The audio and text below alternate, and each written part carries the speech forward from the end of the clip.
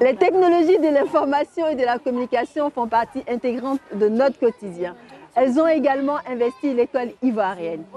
Par un décret du 19 septembre 2012, le gouvernement introduit une nouvelle discipline dénommée technologie de l'information et de la communication dans l'éducation. C'est dans ce cadre que des salles multimédia ont été créées et équipées souvent avec l'appui de partenaires dans des centaines d'écoles sur l'ensemble du territoire ivoirien. Nous sommes justement dans l'une de ces écoles, équipée d'une salle numérique appelée École numérique intégrée au groupe scolaire Dieloukou, située en plein cœur de la commune d'Atekoubé. Alors, bienvenue dans...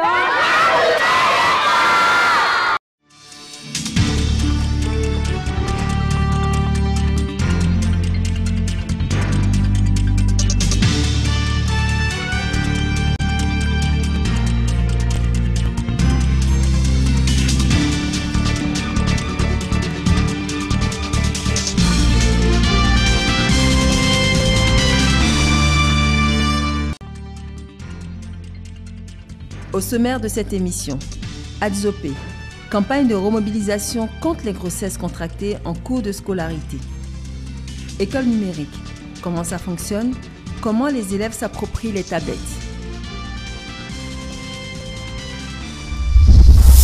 Bonjour et bienvenue dans ce nouveau numéro de votre émission Ma Nouvelle École, l'émission des hommes et des femmes qui bâtissent l'école ivoirienne. L'école contribue au projet d'une société de l'information et de la communication pour tous. Il s'agit de généraliser dès le plus jeune âge l'usage et la maîtrise des outils numériques. Mais cela ne les empêche pas non plus de lire des livres. Vous verrez tout à l'heure comment cela est mis en pratique à la médiathèque Henriette Dagri-Diabaté à Atekoubé. Mais avant, je vous invite à vous pencher sur le fléau des grossesses contractées par des élèves en cours de scolarité.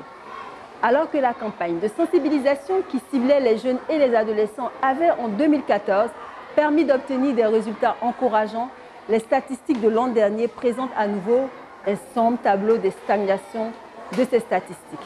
La direction des mutualités et des œuvres sociales en milieu scolaire DEMOS a donc décidé de relancer une campagne de mobilisation en ciblant cette fois toutes les couches sociales et toutes les générations dans les campagnes. À Azopé, à l'est de la Côte d'Ivoire, la campagne porte ses fruits.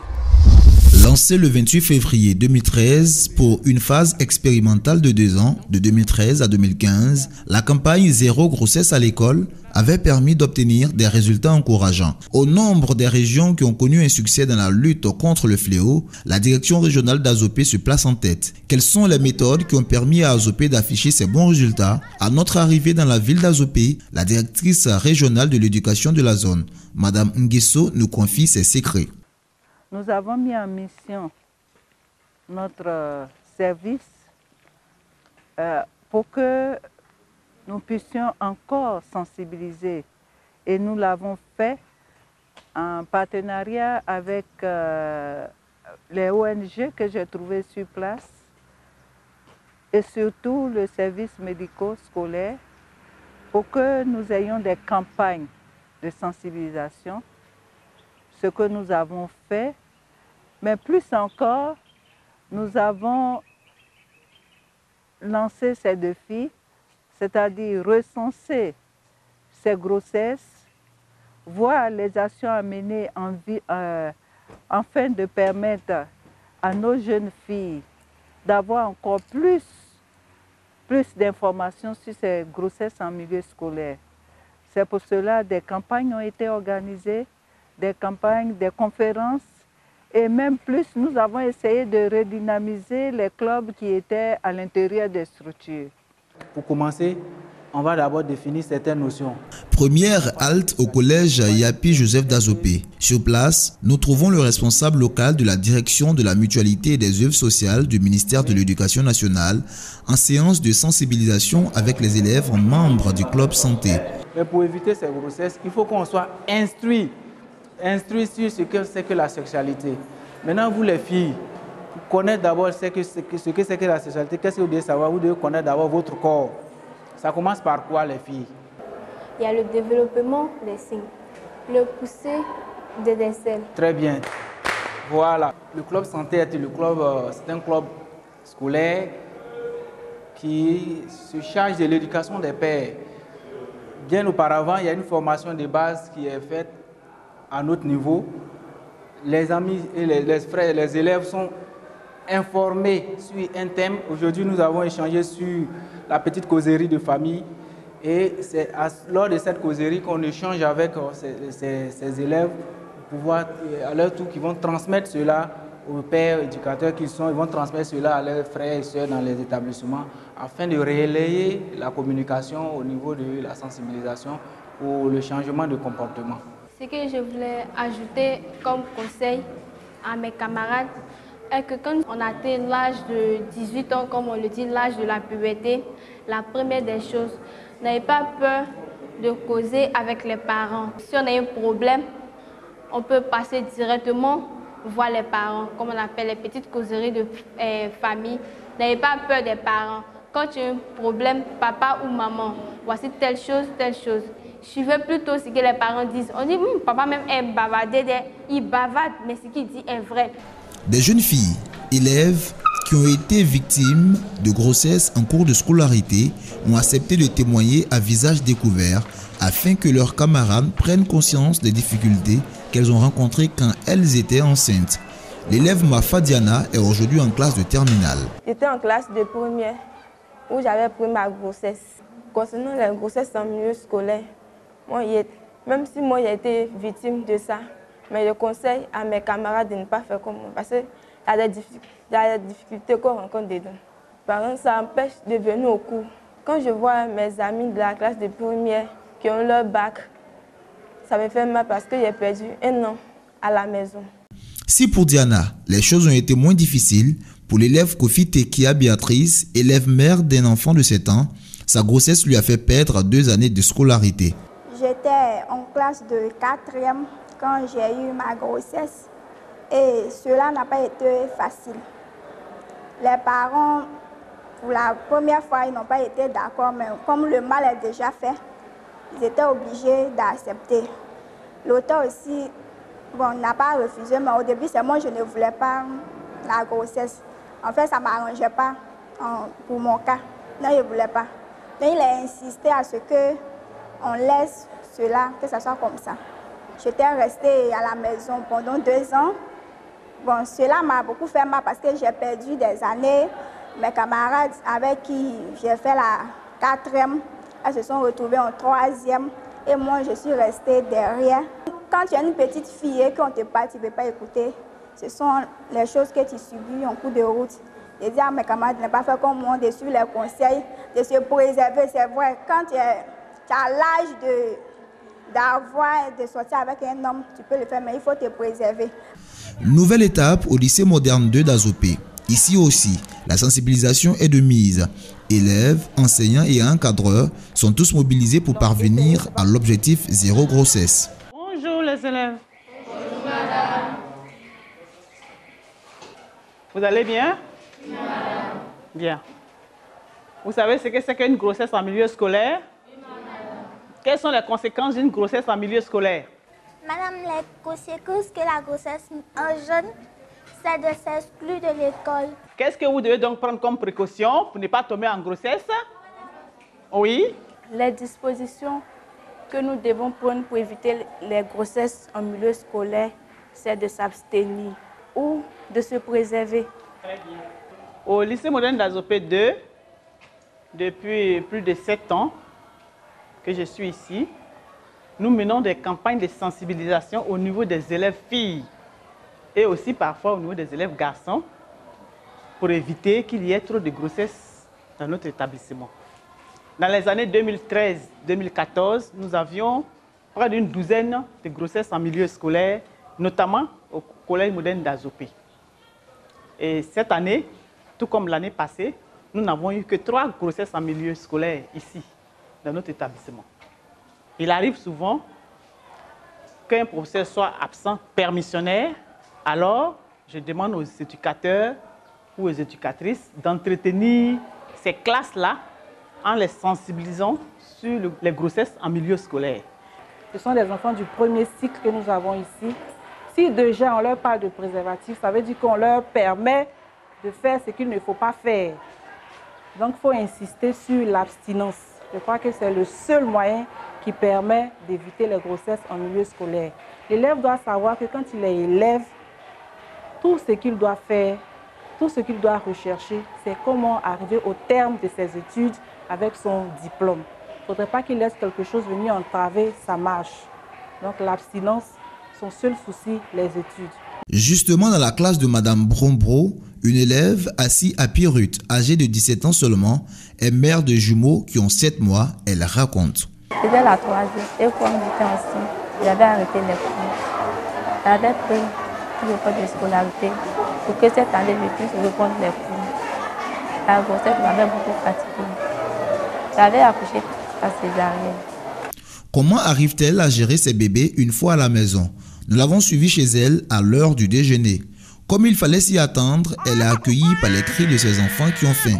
Sa mère, Dame Kwasi Nchimari, nous décrit les journées de sa fille et de ses petits-enfants. Lui n'a qu'à pleurer aujourd'hui. Lui n'a pas pleuré, lui il dormait seulement. Mais lui seulement, il n'a pas dormi. Hein. Il pleurait.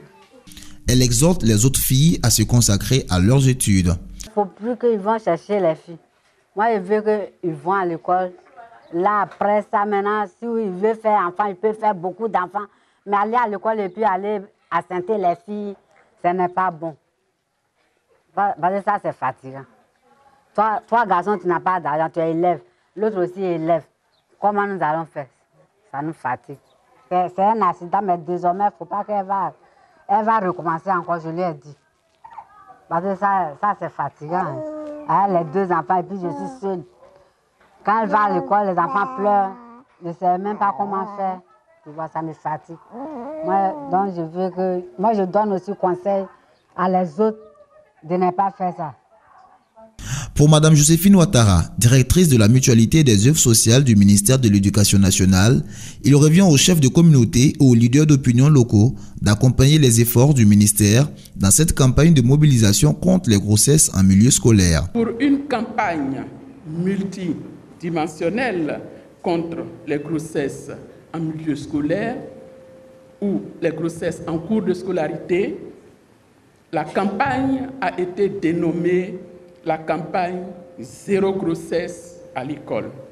Plusieurs activités ont été menées relativement au plan accéléré de réduction des grossesses en milieu scolaire élaboré à cet effet. Et les différentes stratégies, il s'agit donc de stratégies de sensibilisation de proximité au bénéfice donc des adolescents et des adolescentes. Parce qu'effectivement, il faut bien un adolescent pour qu'une adolescente tombe enceinte. Les sensibilisations également à travers les techniques d'information et de communication avec la mise en place d'une ligne d'appel d'urgence gratuite, la ligne 107, lancée par Madame la ministre de l'Éducation nationale le 6 juin 2014. Et cette ligne-là est pilotée par la DEMOS. Zéro grossesse à l'école. Au-delà du slogan, c'est un objectif majeur qui doit contribuer à maintenir les jeunes filles dans le système scolaire le plus longtemps possible et de poursuivre une scolarité sereine. L'un des multiples programmes de la politique d'obligation scolaire. Voilà, nous sommes de retour ici dans la médiathèque Henri Dari Dabatié d'Actoukoubé où depuis l'année dernière, une école numérique a ouvert ses portes au sein du groupe scolaire Djeloukou avec l'appui d'une fondation partenaire à la grande joie des enfants et du personnel enseignant. Nous allons ensemble découvrir comment fonctionne une école numérique, comment se fait l'apprentissage sur des tablettes. On va en mathématiques. On fait quoi? Thème 1. Nombre et opération. Tout le monde est là, au même niveau? Qu'est-ce qu'on a en leçon 1? On a vu quoi? Leçon 1. Les nombres de 0 à 20. On dit, fais une collection de 4 éléments et écris l'étiquette nombre. Tu es tout seul dans ton coin. Oh là là, tu es toute petite. Tu es en quelle classe? Je suis en classe de CM1. Oh là là là là, mais regardez, elle est au CM1. Attends, lève-toi, c'est pas possible. Moi, je dirais que tu es au CP1. Hein. Et tu es au CM1. Tu es sûre que tu es au CM1? Oui, madame. T'es sûre? Oui. Non.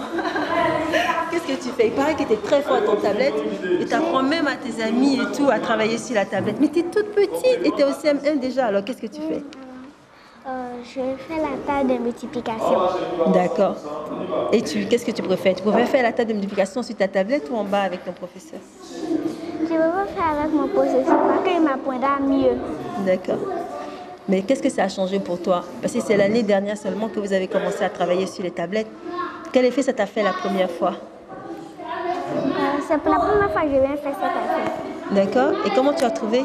J'ai trouvé ça génial. Génial.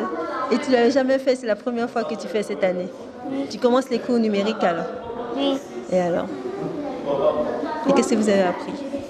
On a appris les mots. Et puis on a fait l'addition. Et puis c'est maintenant on est venu faire la multiplication. Et c'est la première fois que tu touches la tablette? Et déjà tu sais la manipuler? Non, j'avais une tablette à la maison, mais elle est gâtée. Elle est gâtée, d'accord. Et donc du coup, tu savais à peu près manipuler les tablettes? Oui, mais... Donc, voilà. Mais je ne sais pas manipuler trop ça. Parfois, ce n'était pas la même fonction que était dans ma tablette. Parce que l'autre tablette, c'est pour s'amuser et ça, c'est pour aller à l'école. C'est ça. Mais tu trouves génial quand même.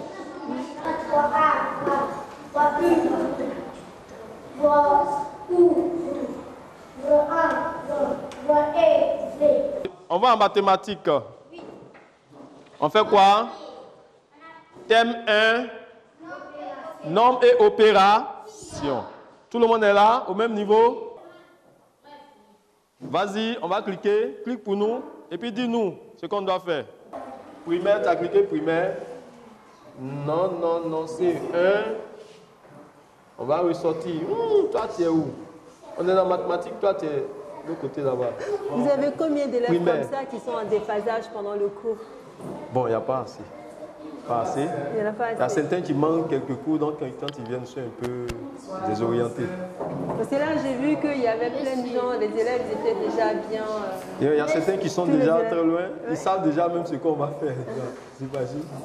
Et même ils font le choix même souvent de ce qu'on doit faire. Comme là, à partir d'ici, là, c'est comme des jeux.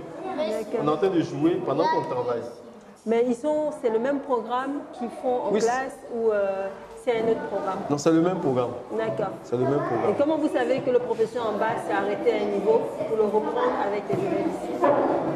Bon, à un moment, nous-mêmes là, comme nous sommes enseignants, donc nous savons déjà, suivant le niveau, le programme scolaire, voilà, à quel niveau est-ce que chaque enseignant vraiment est pour amener les enfants à être au même niveau. Là, vous étiez en cours de mathématiques. Oui. Qu'est-ce que vous avez comme deux programmes à l'intérieur de la tablette?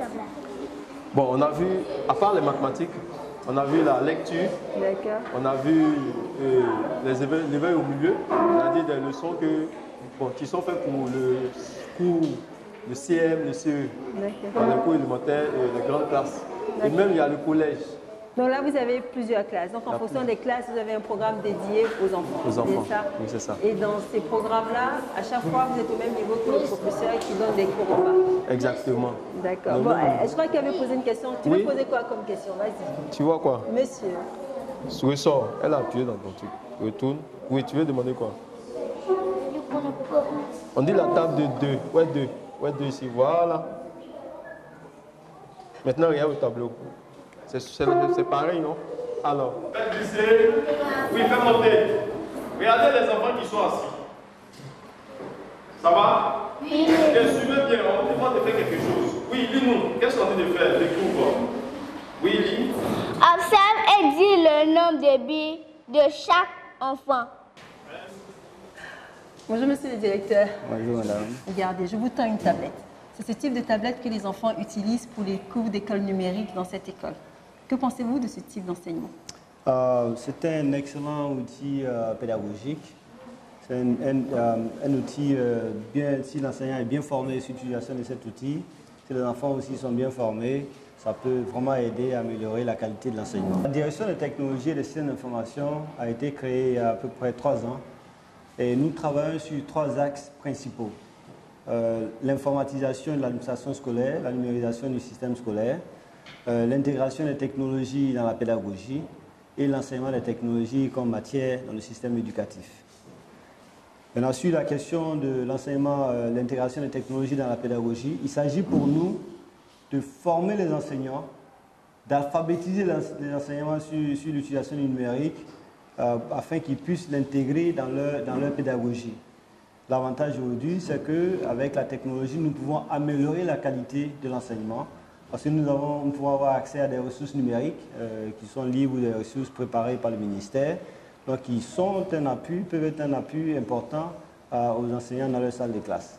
Maintenant, sur la question de l'enseignement des technologies, il s'agit pour nous de donner aux enfants les compétences technologiques afin que, quels que soient les métiers qu'ils vont choisir dans le futur, ils puissent l'exercer bien avec l'aide des technologies. Dans le cadre d'un projet précis, nous avons choisi 20 établissements dans lesquels nous formons les chefs d'établissement sur le développement d'une vision en termes d'intégration des technologies dans l'établissement et puis aussi le leadership du chef d'établissement pour le développement des technologies dans le système.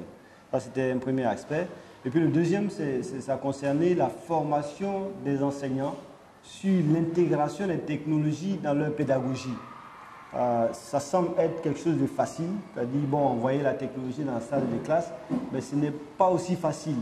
Parce qu'il faut que l'enseignant lui-même soit d'abord alphabétisé numériquement, qu'il maîtrise la technologie, et puis que l'enseignant puisse intégrer cela dans sa pédagogie.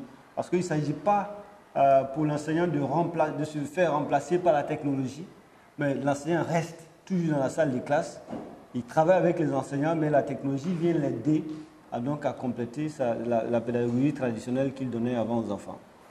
Merci beaucoup, M. Koulibaly. Merci, madame.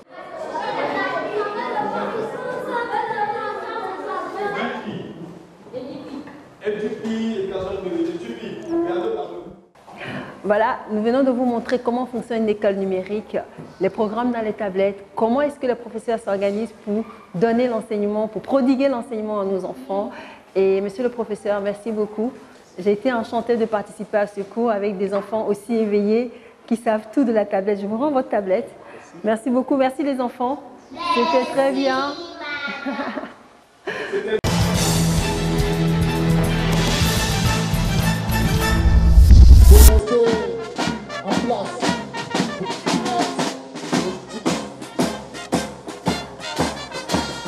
La 41e promotion des élèves officiers et sous-officiers de la police de la promotion 2017-2018 est opérationnelle.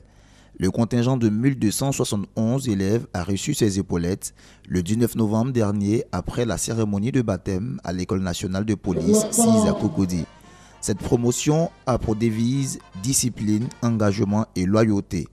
La marraine Kandia Kamara, ministre de l'Éducation nationale, de l'enseignement technique et de la formation professionnelle, comme une mère à ses enfants, a prodigué de sages conseils à ses filleuls. Chers élèves officiers et sous-officiers de la 41e promotion, puisque vous m'avez choisi comme marraine, permettez que je vous parle avec mon cœur, comme une mère à ses enfants, sans faux fuyant. À partir d'aujourd'hui, vous intégrez la police de la République. Vous serez appelés à un devoir rigoureux qui ne pardonne aucune dérive. Vous devez vous caractériser par votre intégrité morale. En investissant l'espace public pour y faire régner l'ordre et veiller à l'application de la loi, vous serez épiés pour voir jusqu'à quel degré de noblesse vous dispose votre uniforme. Au chef de service, le ministre Sidi Diakité a demandé de poursuivre l'encadrement des nouveaux policiers après la formation acquise à l'école, signalant que des membres du gouvernement et d'autres personnalités civiles et militaires étaient présents à cette cérémonie de baptême et de remise d'épaulettes. Voilà, c'est la fin de cette émission. Merci de nous rester fidèles, mais surtout retrouvez-nous sur notre page Facebook. Et rendez-vous le dernier dimanche du mois prochain pour un nouveau numéro de votre émission Ma Nouvelle École.